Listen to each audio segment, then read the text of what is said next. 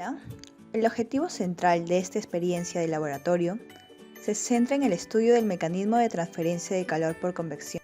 Para calcular el calor transferido por convección tenemos la siguiente expresión, la ley de enfriamiento de Newton, donde A es el área de contacto existente entre el fluido y el sólido presente en el proceso. T(S) es la temperatura del sólido y T infinito corresponde a la temperatura promedio del fluido.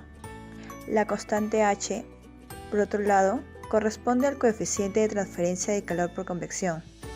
Este no es una propiedad termodinámica, sino un parámetro dependiente de la configuración presente en el proceso. La determinación de este coeficiente es uno de los principales objetivos en el estudio de la convección.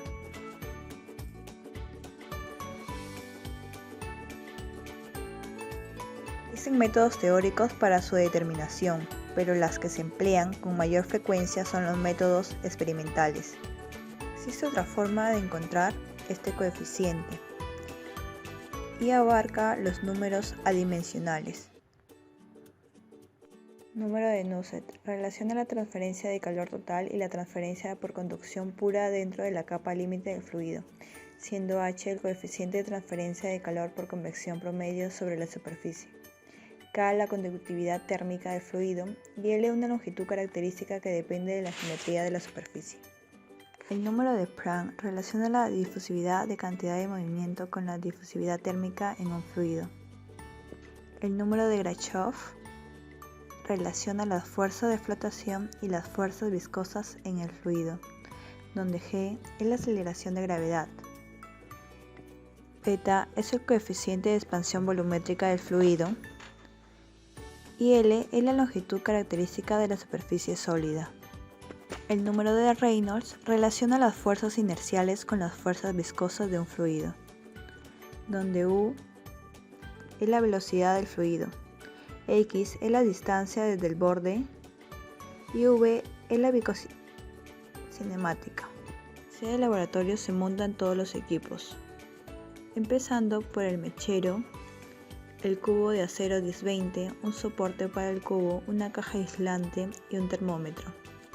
En primer lugar, se calienta el cubo hasta llegar a aproximadamente 70 grados centígrados, empleando el mechero y monitoreando la temperatura mediante el uso del termómetro, el cual está en contacto con la cara superior del cubo. Una vez que se alcanza la temperatura indicada, se coloca el cubo en la caja con aislante, en donde se deja unos minutos esperando que su temperatura se estabilice.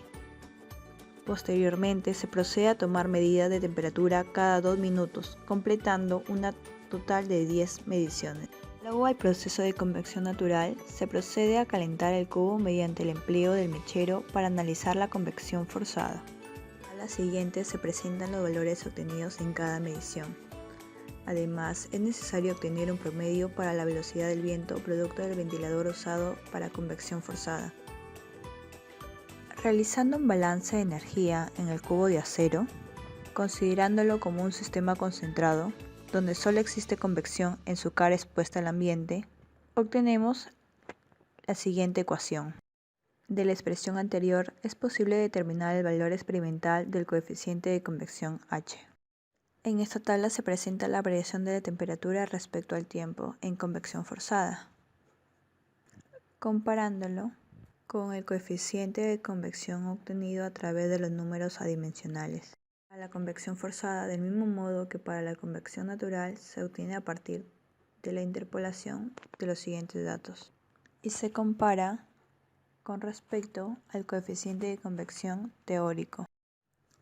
Tras la realización de la experiencia, se observa que H en el caso de convección forzada es significativamente mayor al obtenido en convección natural, por lo cual el calor disipado es mayor en el caso forzado, lo que concuerda con el análisis físico y matemático de la convección. Por otro lado, al comparar los valores del coeficiente de convección empírico y experimental en cada caso, estos no son iguales.